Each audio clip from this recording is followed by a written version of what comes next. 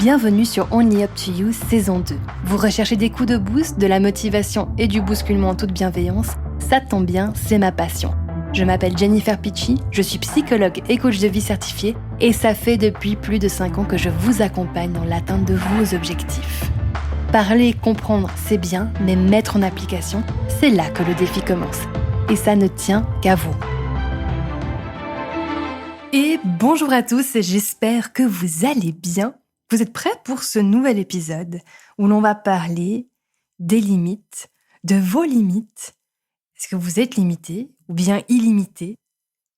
Et en fait, ce sujet étrange m'a été inspiré parce que j'étais en train de repenser, je reméditais sur plein de choses et je repensais en fait à ces fameuses paroles que j'ai entendues très jeune et à répétition par rapport à de quoi j'étais capable. Et j'ai entendu ça de la part de professeurs, de la part de mes parents, en fonction de justement mes capacités cognitives, parce que étant dyslexique, jeune et ne pouvant pas lire jusqu'à un certain âge, mes parents ont été très vite mis au courant qu'il fallait qu'ils ajustent leurs attentes par rapport à ce que j'allais pouvoir faire en tant qu'adulte.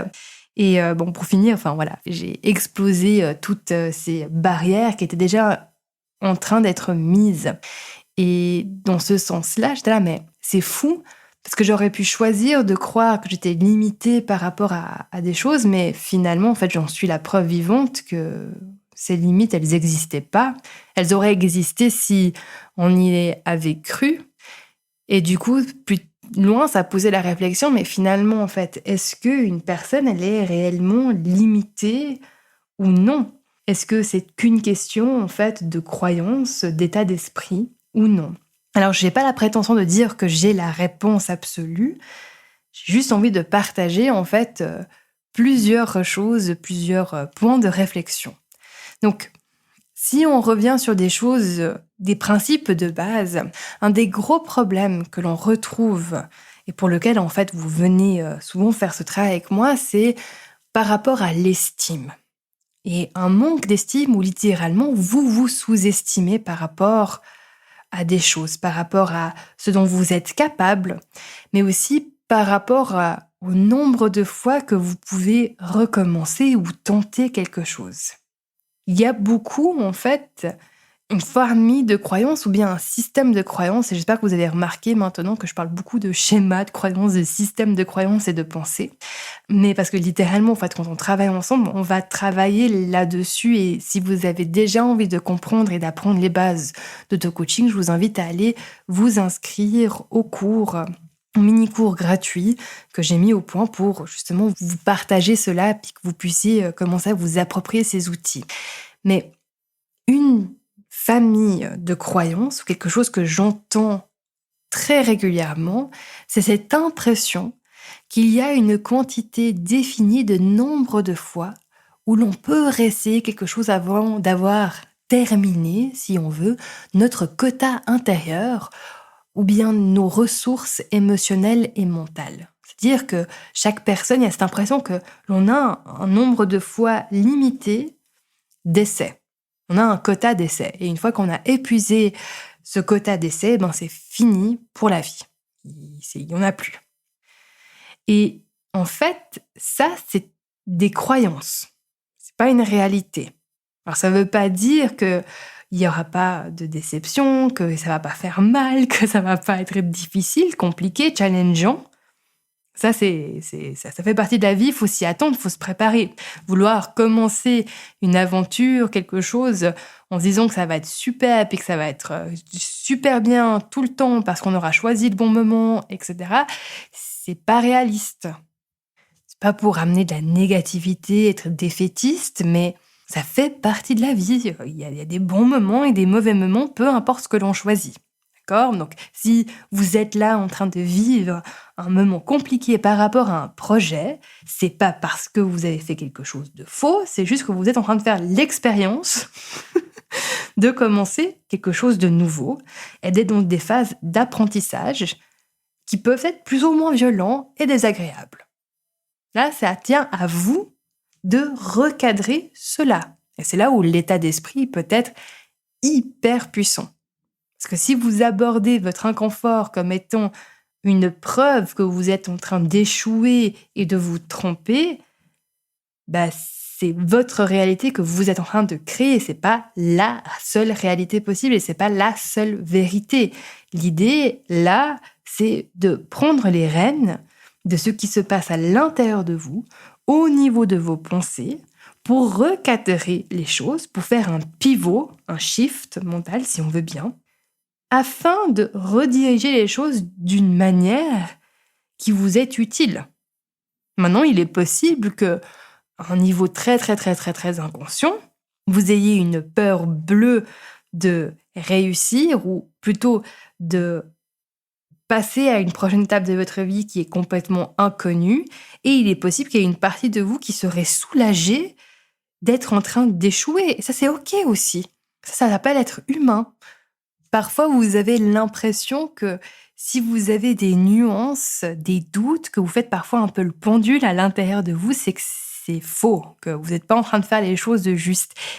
Et je suis là pour vous dire qu'en fait, c'est totalement normal. Donc si je reprends, et là c'est un petit peu pour faire de l'humour qui va venir vous bousculer.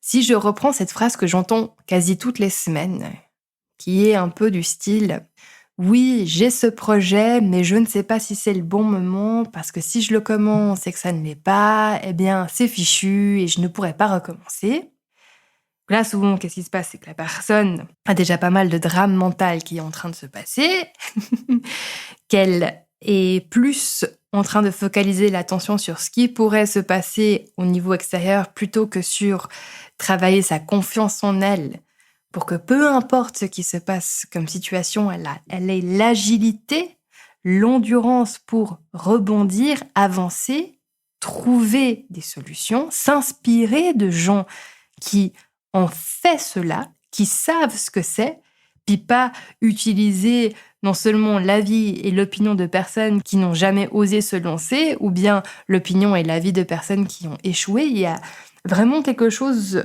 qui est puissant lorsque vous comprenez à quel point vous êtes influençable et que du coup, vous prenez l'entière responsabilité de vous faire influencer d'une manière qui vous inspire et où du coup, vous choisissez d'aller écouter et questionner les personnes qui ont l'expérience et qui ont réussi.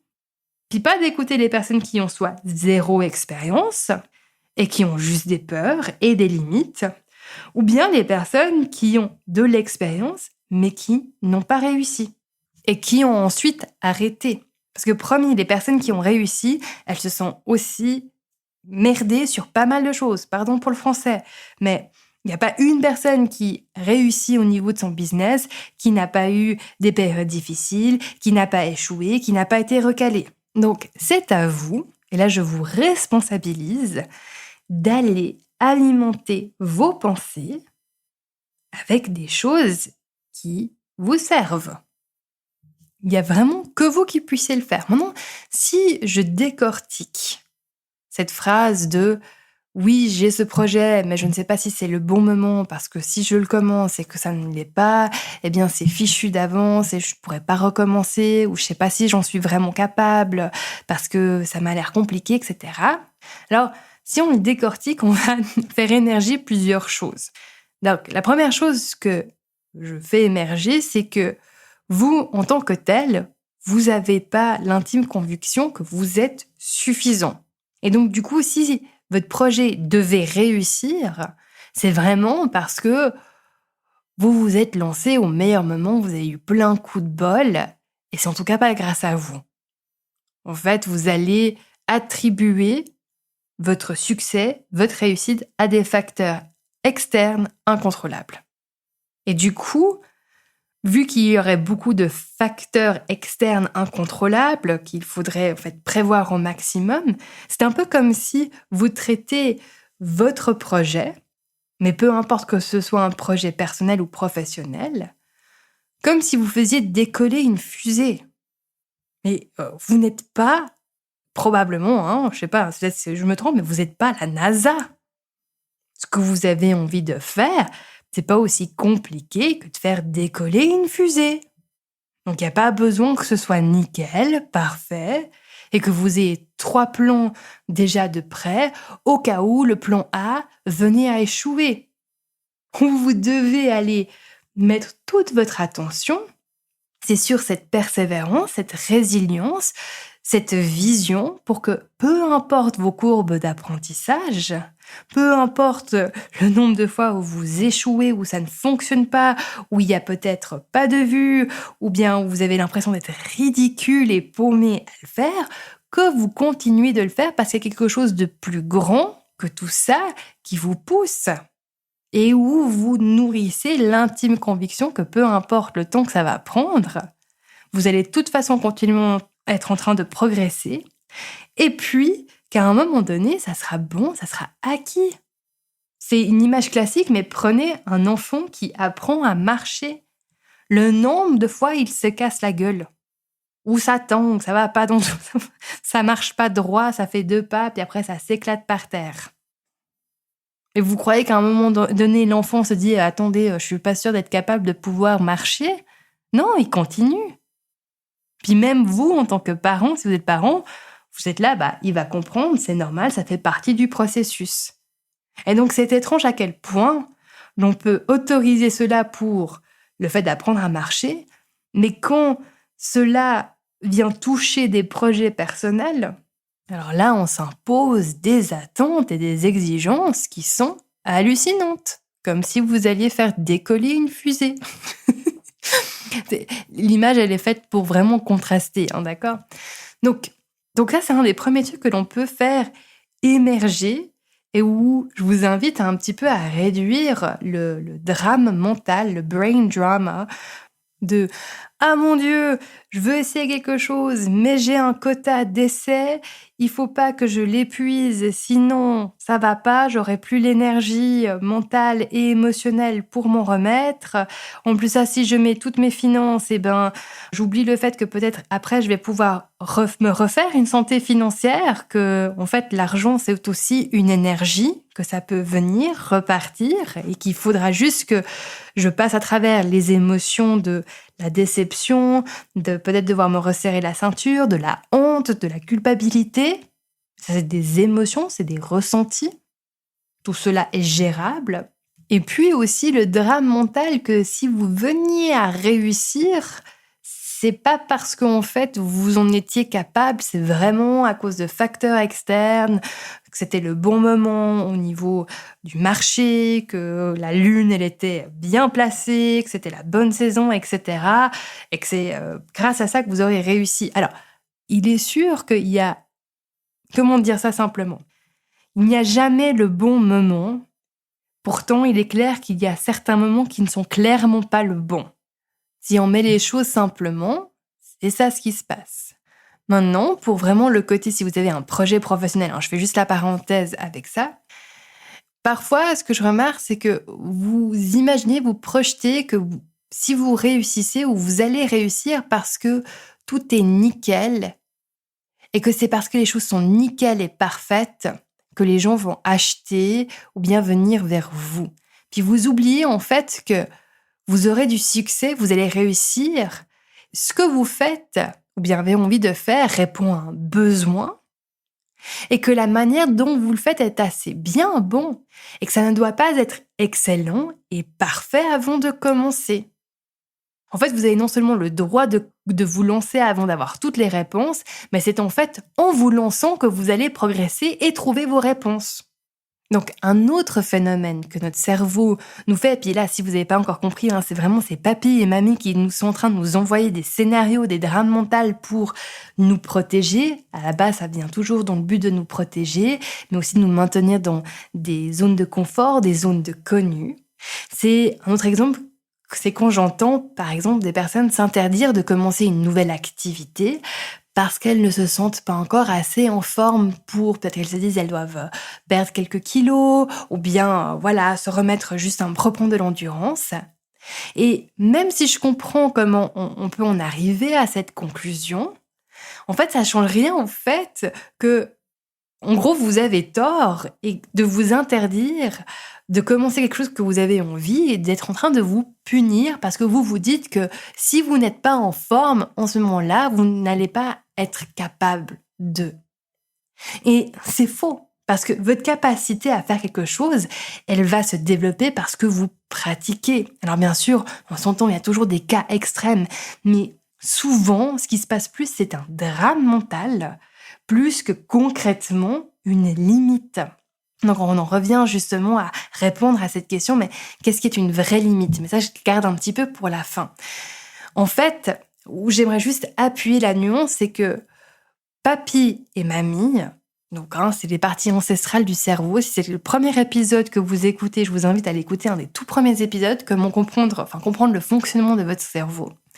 Donc, papy et mamie sont en train de vous envoyer des images de comparaison qui sont absolument hallucinantes. Si on analyse et on décortique cela, quand on commence à se comparer par rapport à justement une activité physique ou une activité que l'on aimerait le faire, on se compare souvent à un professionnel. Soit au physique d'un professionnel, soit si par exemple on a envie de se lancer dans la cuisine ou bien la pâtisserie, on va se comparer à un professionnel, à quelqu'un que l'on a vu à la télé. Et notre cerveau ne va jamais nous proposer des exemples qui sont similaires à nous et qui arrivent ou qui essayent et qui échouent mais qui ont quand même du plaisir. Ça, c'est comme si ça censure, hein. C'est directement censuré. Et si on voit quelqu'un qui est comme nous et qui y arrive et qui a du plaisir et puis qu'on peut pas, en fait, ignorer cela, ce qui est encore plus impressionnant à les remarquer, c'est que là, notre cerveau donne une explication crédible, mais totalement improbable. Du style, cette personne-là, elle a une estime d'elle-même incroyable, elle ne doute jamais d'elle-même, elle n'a pas de problème, elle y arrive parce que... et là, on peut inventer plein de choses. Et c'est vraiment juste, en fait, intéressant de remarquer, en fait, ces dialogues intérieurs. Donc, l'invitation, là, c'est parfois un petit peu de juste être observateur de ce qui se passe à l'intérieur de vous et d'apprendre un peu à rire de papy et mamie. Maintenant, concrètement, pour faire un peu exploser ces limites, ces croyances limitantes, il faut prendre conscience, comme j'ai dit au début, il y a pas mal de conditionnement social et sociétal. Et là, c'est de s'autoriser d'avoir peut-être un regard assez critique par rapport à notre entourage et se dire, finalement, est-ce que la moyenne de mon entourage correspond à ce que je veux atteindre dans ma vie ? Et si la réponse, elle est non, c'est pas du coup une autorisation à mettre les gens de côté et pas dire maintenant ils sont pas assez bien pour moi, ils sont en train de me retenir, ça n'a rien à voir avec ça. Et c'est pas comme ça que vous allez réussir non plus, d'accord ?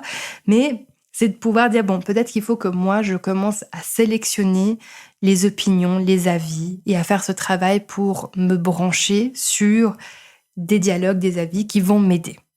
Deuxième point, c'est d'accepter que effectivement, il est possible que vous ayez des limites en ce moment par rapport à votre capacité à vous concentrer, à être productif.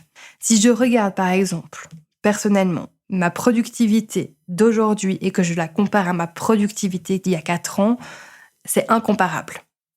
Mais si je m'étais imposé le rythme que je m'impose aujourd'hui il y a 4 ans, je n'aurais pas réussi. Donc, si vous voulez, c'est de vous autoriser d'avoir un temps, le temps qu'il faudra.